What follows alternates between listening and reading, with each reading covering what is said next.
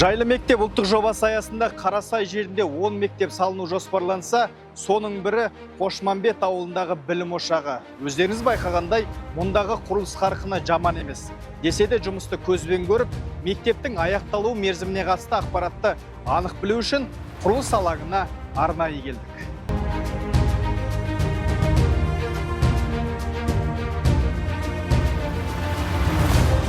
Елжан Сейітнұрұлы, байқағанымыздай құрылыс қарқыны қазір бұл жерде жаман емес, көріп тұрмыз.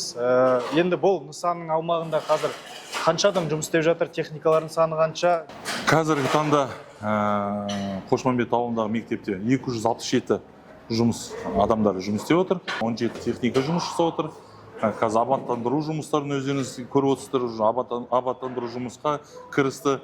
Қазір мектептің ішкі құрылысын жұмысын, отделочный жұмысын жүргізіп отырмын. Мектеп қанша аумақты алып жатыр қазір енді? Қазіргі таңда мектептің орны 3 гектарда аумағында орналасқан. Соның ішінде мектепті 10 блокта тұратын мектеп. 2 кіреберіс жері болады. Біреусі бастауыш мектептерге арналған балаларға, екінші үлкен сыныптың балаларына арналған кіреберіс жері. Актовый залы бар, спорт залы бар, екеу.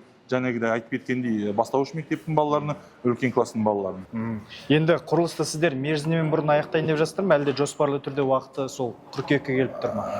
Негізінде бұл мектептің аяқтауы қараша айында болу керек.